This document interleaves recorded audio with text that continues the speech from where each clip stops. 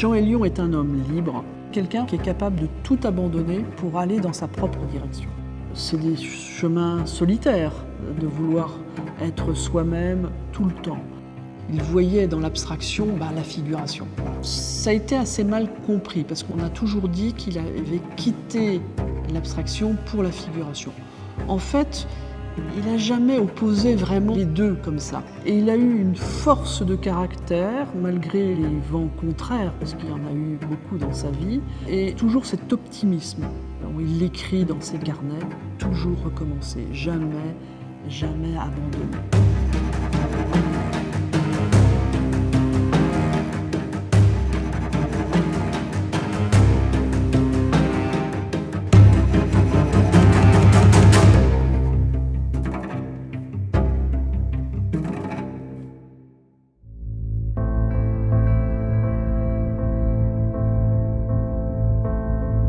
Son père était chauffeur de taxi, sa mère était couturière, donc un milieu modeste. Mais il a quand même fait des études secondaires et il est allé à une sorte d'université, d'école de chimie à Lille. Donc il abandonnera assez vite et il partira pour Paris, où il sera embauché comme dessinateur dans un cabinet d'architecture. Il était sous influence de ces peintres de l'école de Paris, et notamment de Soutine, qu'il admirait beaucoup à ce moment-là.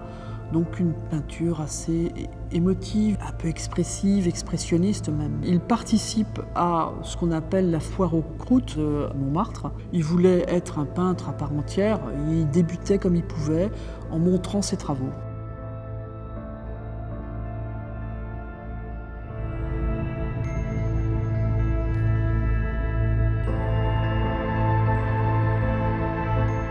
Il va rencontrer Torres Garcia, qui est un peintre uruguayen. Hélion va l'héberger dans son propre atelier et Torres Garcia va l'initier en fait à la peinture moderne. C'est grâce à Torres Garcia qu'il va rencontrer le gratin de l'avant-garde du moment. Arp, Van Doesburg, Mondrian, puis j'oubliais aussi un autre artiste très important pour Hélion, c'est Calder.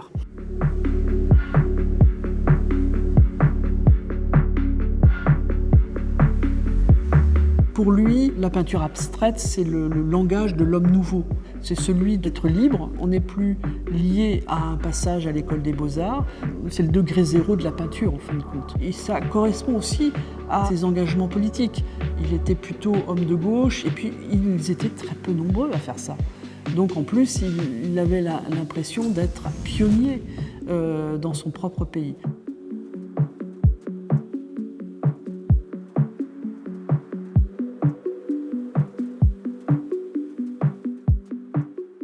D'abord, il commence par le néoplasticisme, qui était le mouvement qu'avaient Theo Van Doesburg et Mondrian. C'est le plus radical en fin de compte, avec les horizontales, les verticales, les lignes et les aplats de couleurs.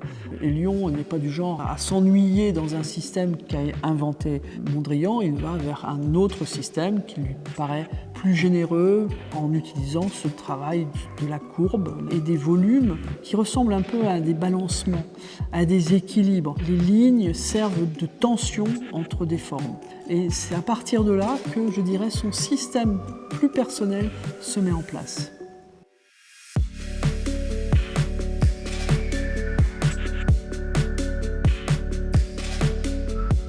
En fait, il expose beaucoup plus aux États-Unis qu'en France. Il est quand même très en vue et très courtisé. À partir des équilibres, il perçoit au milieu de toutes ces formes géométriques et volumétriques des figures. L'abstraction lui montre qu'il y a une réalité derrière. Ça va donner ce fameux tableau, la figure renversée, et il dit, dans des textes même datant de l'époque, dans ses carnets, que c'était la fin de son abstraction, qu'il ne reviendra plus à ça. Et il passe à la figuration, une figuration qui est encore empreinte de figures géométriques. Donc il ne s'en est pas débarrassé comme ça.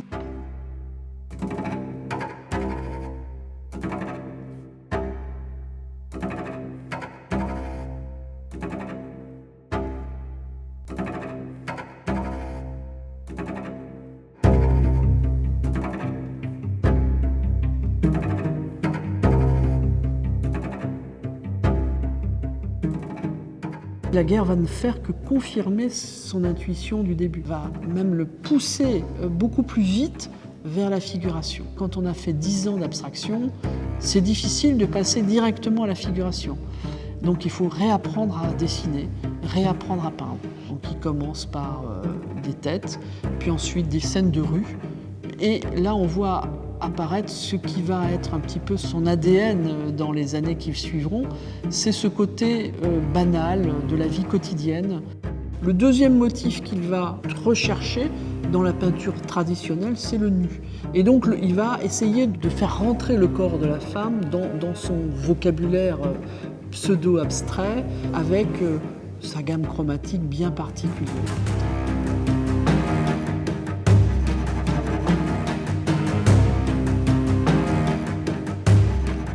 Il y a eu une espèce de bashing, si je puis m'exprimer ainsi, sur Hélion. C'était le langage de l'Amérique, l'art abstrait. Et donc, l'abandonner alors qu'il avait formé des artistes américains, c'était effectivement une trahison. Deuxième raison, c'est que, comme tout prisonnier de guerre qui revient dans sa famille, les retrouvailles sont difficiles parce qu'en plus sa femme est malade, elle est atteinte d'un cancer du sein, et il se sépare. On sait qu'il fréquente une jeune femme qui est Peggy Veil, la fille de Peggy Guggenheim. Pour cette Amérique puritaine, c'est quelque chose qui ne passe pas.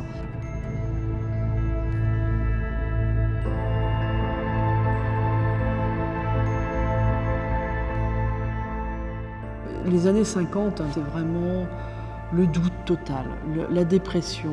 Et il va avoir beaucoup de mal à exposer à ce moment-là. Et même si ça ne plaît pas, il va revenir vraiment à un réalisme le plus simple, à la fleur. Et il va en sortir avec une touche beaucoup plus légère, beaucoup plus expressive, et avec des compositions d'objets beaucoup plus étonnantes.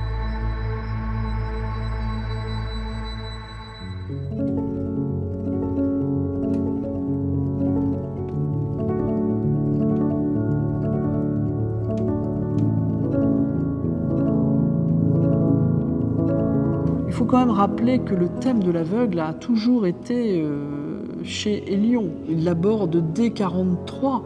Dans les escaliers, on voit effectivement un homme à la canne blanche. Il le reprend d'ailleurs dans le fameux triptyque du Dragon en 67, puis il reprendra en 78 la parabole des aveugles de Bruegel. Il fait partie de tous ces peintres qui ressentent une sorte d'envie encore plus grande de peindre. Il est revigoré par le fait qu'il sait qu'il n'en a plus pour très longtemps et qu'il a envie de tout dire. Et je pense qu'en voulant tout dire, il lâche tout. Et les dernières années de sa vie me paraissent d'une très grande légèreté et gravité en même temps.